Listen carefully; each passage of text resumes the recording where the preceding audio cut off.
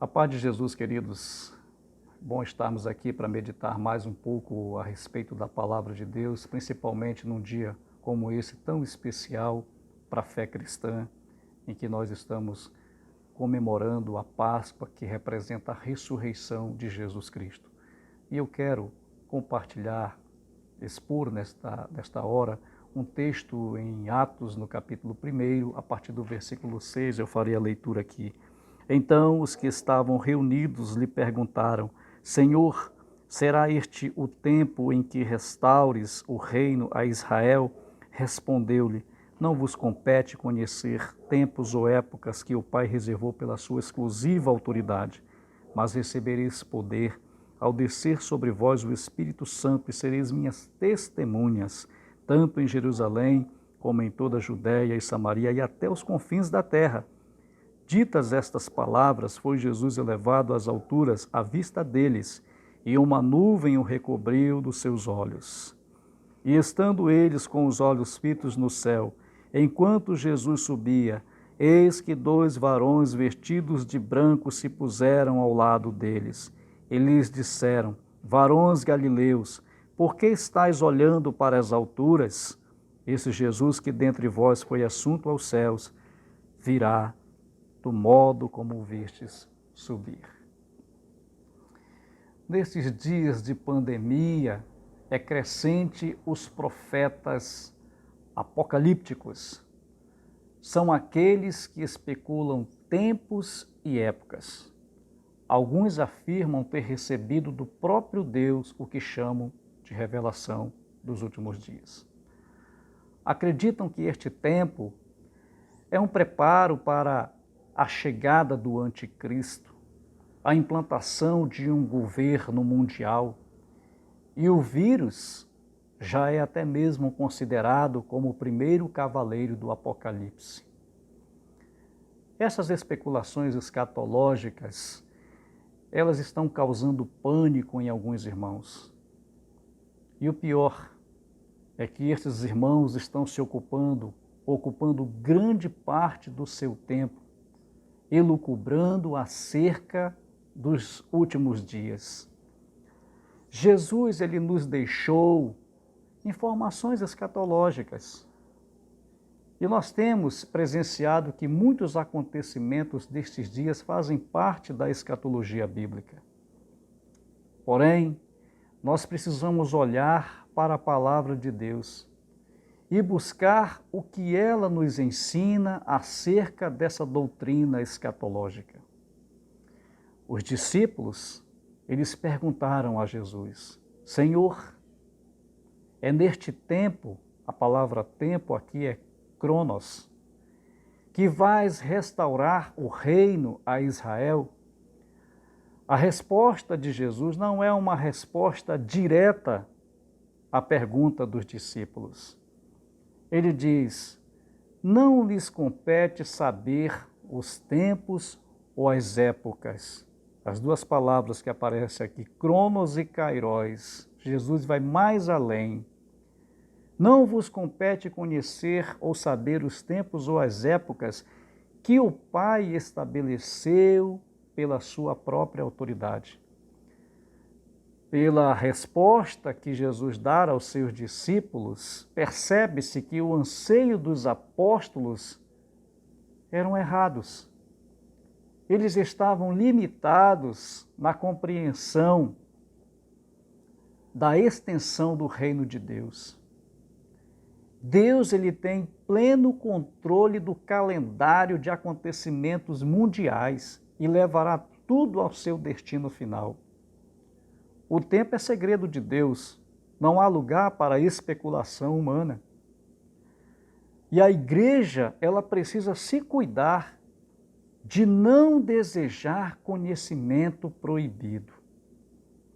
Após Jesus ter dado uma resposta aos seus discípulos, ele agora redireciona os olhos dos seus discípulos para a ação missionária. Ao invés de ficarem especulando acerca de tempo e de época, Jesus disse: vocês receberão poder ao descer sobre vós o Espírito Santo, E vocês serão, sim, minhas testemunhas, tanto em Jerusalém, como em toda a Judéia, Samaria, até os confins da terra. O nosso papel não é especular o futuro, mas agir no presente. Em vez de conhecer tempos e épocas, eles seriam revertidos com o poder do Espírito Santo para serem testemunhas. A palavra testemunha é mártires. Durante 40 dias após a ressurreição, Jesus esteve com os seus discípulos. E os discípulos, sabendo que já estava chegando a partida de Jesus, eles então lançaram a pergunta que tanto os angustiava: Senhor, é neste tempo que vais restaurar o reino a Israel? O verbo perguntar em grego indica repetição. É muito provável que durante aqueles 40 dias eles estavam repetindo essa pergunta que fariam a Jesus. E eles fizeram então a pergunta que mais pesava na mente deles. Os discípulos de Jesus, eles eram judeus e eles ainda nutriam aspirações limitadas, nacionalistas, preconceituosas. Eles estavam sempre conscientes de que eram o povo escolhido de Deus. Há 5 séculos debaixo de opressão da Babilônia, da Pérsia, da Grécia e agora dos romanos. Então eles expressaram o ardente desejo de serem libertos da opressão estrangeira. Senhor, é neste tempo que vai restaurar o reino a Israel? Por que eles fizeram esta pergunta? Eles confabulavam entre si. Agora que Jesus ressuscitou dentre os mortos, Ele então é soberano, Senhor, ninguém poderá deter nem a Ele e nem a nós. Israel agora será livre dos seus inimigos. E nós seremos estabelecidos como nação e subjugaremos os demais povos. Era isso que estava na mente dos discípulos. Eles estavam delirando com esse desejo pobríssimo diante da magnitude da ressurreição, diante do Cristo ressurreto, do Rei eterno, do soberano Deus. Eles pediam a restauração de um reino político, terreno e transitório. Eles não compreenderam a magnitude da ressurreição. O que a ressurreição de Jesus significava de fato. Eles não entenderam que a ressurreição de Jesus significava o fim da condenação eterna. Romanos 8:1 diz que nenhuma condenação há para aqueles que estão em Cristo Jesus. Eles não entenderam que o Jesus ressurreto significa a derrota da morte, a nossa garantia da vida eterna. O ápice da revelação de Deus em Cristo não está no seu nascimento virginal, ainda que seja importante, não está em seus milagres, não está em seu sofrimento e morte, mas o ápice da revelação de Deus em Cristo está na ressurreição. É na ressurreição que Deus se revela plenamente no Filho. Paulo, ele nos ensina isso em 1 Coríntios capítulo 15, quando ele diz: e se não há ressurreição dos mortos, também Cristo não ressuscitou. E se Cristo não ressuscitou, inútil é a nossa pregação, inútil é a vossa fé. Se esperamos em Cristo só nesta vida, somos os mais miseráveis de todos os homens. O cristianismo só tem sentido porque o túmulo está vazio. Se os discípulos de Jesus tivessem entendido de imediato a magnitude da ressurreição, primeiro, eles não teriam feito aquela pergunta. E outra coisa, eles seriam envolvidos por uma alegria incontida. O que a ressurreição de Jesus representa para nós? A ressurreição de Jesus representa uma esperança transcendente, uma esperança que vai além desta vida, além dos sofrimentos desta vida.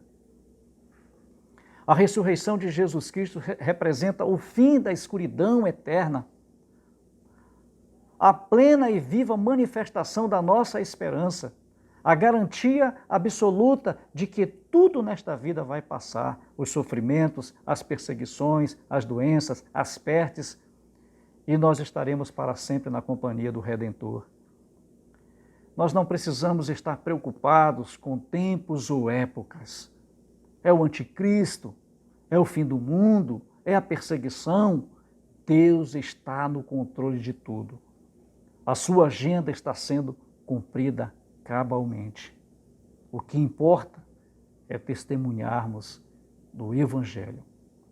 A ressurreição de Jesus Cristo nos dá a certeza de que se nós fecharmos os nossos olhos nesta vida, eles serão abertos imediatamente na glória eterna, porque Cristo ressuscitou. Aleluia. Vamos orar. Vamos orar ao nosso Deus. O Senhor vive e reina soberanamente, e nós reinaremos com o Senhor.